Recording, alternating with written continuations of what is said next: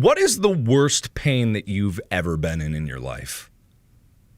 Like, honestly, ask yourself, what is the worst pain that you've ever been in your life? Everyone's been through pain, like of some degree, some level. Like, no one has had the worst pain, because there's always someone that, like the people in the medieval ages when they've been in the Iron Maiden for 30 days, or the cow thing where they get boiled alive. The worst physical pain I've ever been in my life was after my surgery. And then to manage my pain, they had me in an epidural. What an epidural is, it's a tap directly into your spinal column at a certain vertebra that injects painkiller and anesthesia directly into your spinal column. So it makes everything from that point down numb, so you can't feel a lot of it. So I had an epidural to manage that pain, but it was like, it wasn't enough, number one, right off the bat. And then number two, it was making my legs numb, so I couldn't walk. And that was a big problem, so I couldn't move at all. I was like, this is weird, but I'll deal with it. I was going to be bedridden for like 2 weeks anyway in the hospital. Basically, the nurse and the doctors were like, we'll change this up. Like, we want you to like be able to walk and stuff. So they changed my pain medication in the epidural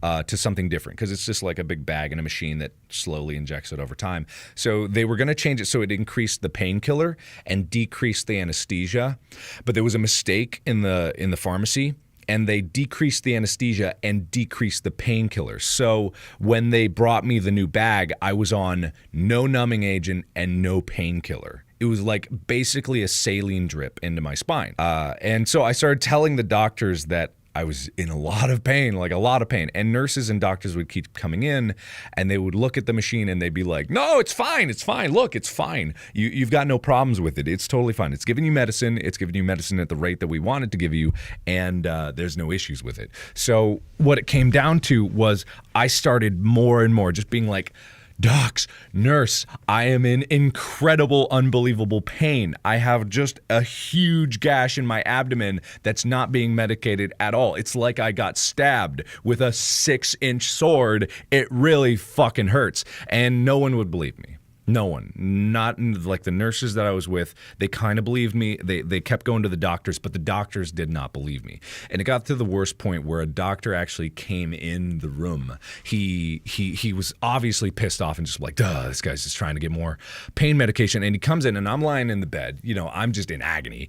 And he comes up to me and he just grabs, like full on grabs with his hand into my incision. My incision is from here to here. Like that line, that's the incision. And he just grabs around it and he starts feeling for bleeding, because he's like, maybe there's bleeding, and he's feeling around. And he just grabs onto it, and I just start screaming. Like just screaming in agony, because it is the most painful thing. And he gives me the most like derogatory look I've ever seen. And I'm just like, I'm weeping tears. It is just the most agonizing thing. He didn't do it out of maliciousness. No, he did it because he was checking for bleeding, obviously. So he was grabbing to feel as if the incision was out. Like he was palpating just to see if there was something wrong with it. And he might have been doing it aggressively, but then again, anything that he would have done would have been incredibly painful. And so afterwards, he left the room. He ordered that I needed to have Valium, because he didn't want to give me more painkillers, but he wanted to give me Valium to like relax me and put me to sleep and just like knock me out.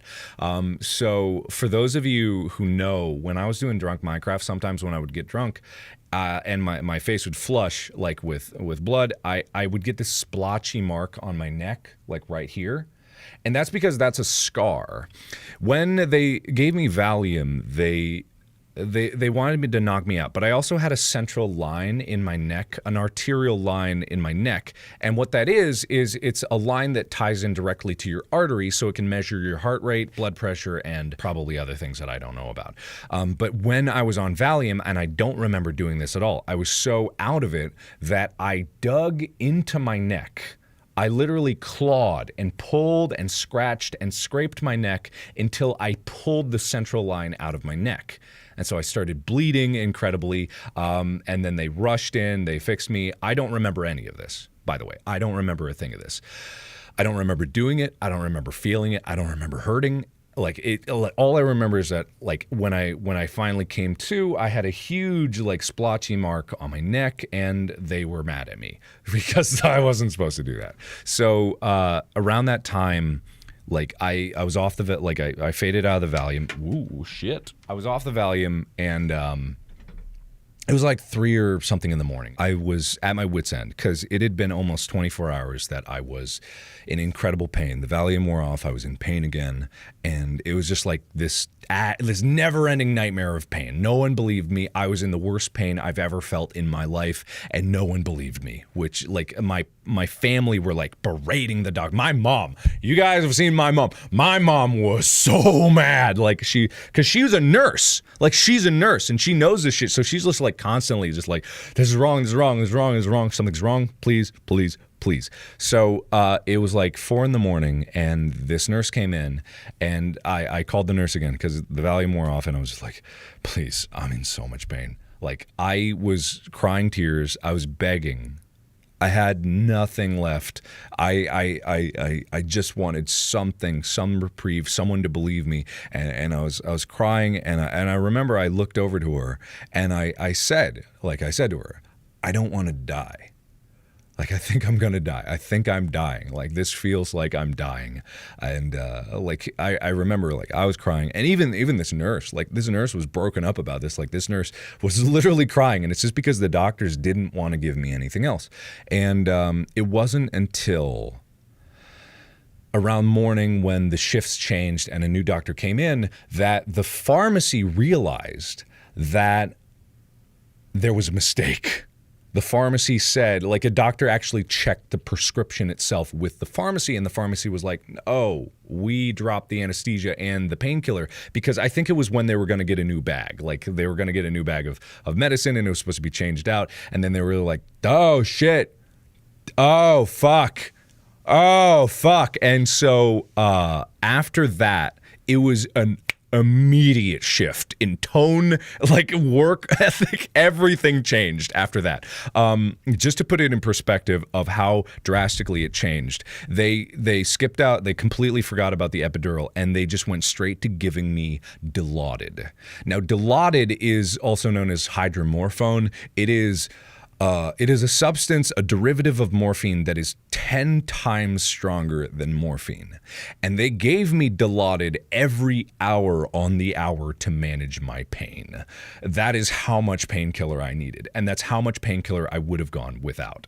And it was better after that. It was better after that. Yeah, it was much better after that. Being on Dilaudid was very, very, very much better. And so it was, from then on, it was like this weird fugue state of being like, I was just through hell for 24 hours. I was through hell.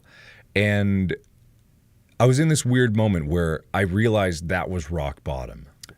Yeah, that was rock bottom for me. And so when I had that realization that was rock bottom, it was kind of freeing. I realized like I had been through pain, unbelievable pain that I'd never experienced before in my entire existence, and yet I was still there.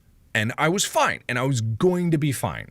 Like I was through it, and I was gonna be fine. And like I know that a lot of people are like, you should have sued, or my mom, my friends, my family, they were like, you should have sued. Like I could have, and I had every legitimate reason to do that, but even then, I was just like, I don't want to. You know what I mean? Like I don't want that to be the defining thing about my life. I don't want that to be my takeaway from it.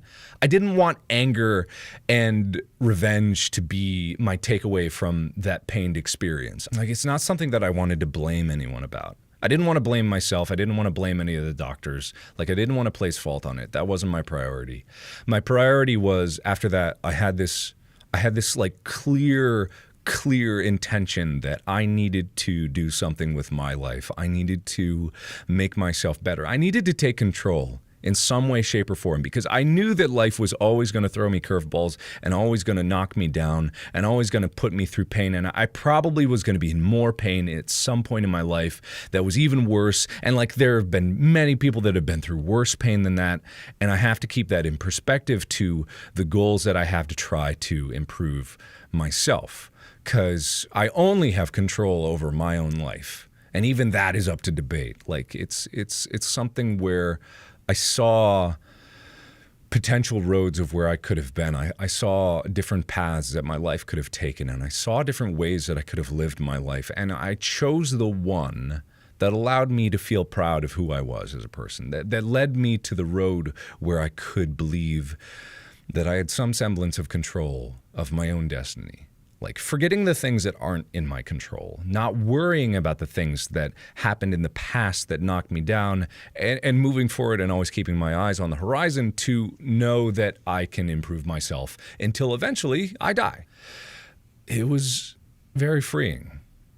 Because I've been through pain before. I've been through a lot of pain before. I like as a kid, you guys probably know, I had a jumping off the top of the stairs contest with my brother, and I cracked my head open, my thick skull. I cracked my head open and it split and bled so much that it filled like a whole bath towel with blood. My dad was like, "You're dying," and I'm like, "Oh, I don't know, I kind of feel woozy." Like it was one of those situations. But I don't remember that being overly painful. I just got stitches, and I remember being in the doctor's office, and my dad told me about this. I put the like they had this little like gown thing, but it had like a front bib, so I turned it around and I wore it as a cape, and I was just like, I'm a superhero. Like it was just, I was 8 years old at the time, but I was on the doctor's table. I was like, I'm a superhero, Dad, and like he really remembered that very fondly about me, and he was just like, man, he's pretty tough, and I was like, yeah, I'm pretty tough, and so like I don't take away anything negative about that experience, or I don't even remember me as a kid taking anything negative from that experience, and like when I broke my arm later on, I was about maybe 13 or 12 at the time. Maybe I was a little younger, like 12 or 11. Let's say 11. I broke my arm. I was with my brother, and we were playing a how far out the monkey bars can you jump contest. And I was going to win, but I went out too far, and I fell. And so I broke my arm, and I broke both bones in this arm. And it was like a stair step. Like my arm went here and then my hand was up here. So it was just this weird like thing. So I remember getting up from the ground and I don't remember being in a lot of pain. I remember it hurt. Obviously, I was like, something's wrong with my arm. And so I don't even know why I did it, but my first instinct was just to like, that's not right. I know what it's supposed to look like, so I'm gonna fix it. So I grabbed the broken bone and I set it back into place. And then it started hurting. That's when it started hurting. So I was like, oh, Thomas, it hurts real bad. It hurts real bad. So like that's when it hurt. It was like that sickening pain where you feel like you're gonna vomit. Like it was like that was the earliest moment in my life when I was like, that fucking hurt real bad. Apparently I did a good job because after that, like my dad took me to the hospital and the doctor said, hey, you did a pretty good job. You almost got it perfect. You almost got it right. It's just a little off. Here, I'll fix that for you. And then he immediately broke my arm again to reset it back into place. And I went, why didn't I do it perfect? And that's why I'm a perfectionist. But I don't remember any negative takeaways about that. Like I remember afterwards, we went back home. It was when we were living in a very small place, a downsized from our childhood home, because my mom and dad got divorced and we had to move. Obviously, we couldn't like finance the house anymore, and so we moved into this small town home. It wasn't bad in any way, shape, or form, but I remember going there. It was one of the first times we were there. It was like within the first month or two, and I was in my bed and like. The doctor wrote us a prescription, but most pharmacies were closed. Like there wasn't really a 24-hour pharmacy in the area. And like I told my dad that I was like, I'm fine. You don't have to go. I can wait until morning. Like I can sleep for this.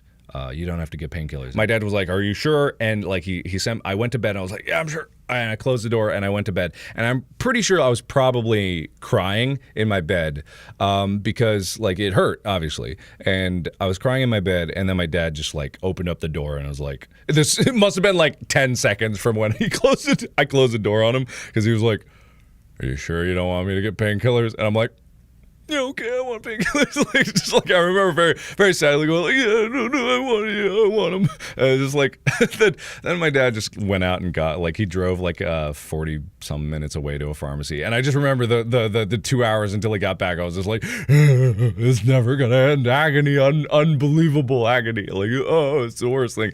And they came back and like I think they gave me like I don't know like something like Vicodin or something like that, and it was just like as a kid I've never had anything like that before, so it was my first experience with painkillers, and I was like, okay, it's better now. Like just like I'm very sleepy, and then I just went to sleep. Like I don't remember any negative takeaways from it. I don't remember any negative takeaways at all from it. I remember being frustrated because it was really hard to like sharpen my pencil with my arm like that because I can't turn the thing. I couldn't like get my books like out of the locker. But that kind of worked out well because some of my best friends in high school and school in general, they became my friends because they saw that I was having trouble with my broken arm, and they were like, let me help you with that. And it was like, oh, that's so nice. And then like I became friends with a lot of people. I think Drew Thiel was the first person that like really came up to me from that. And then I got into band because of that, and it was like, oh, that wasn't really so bad.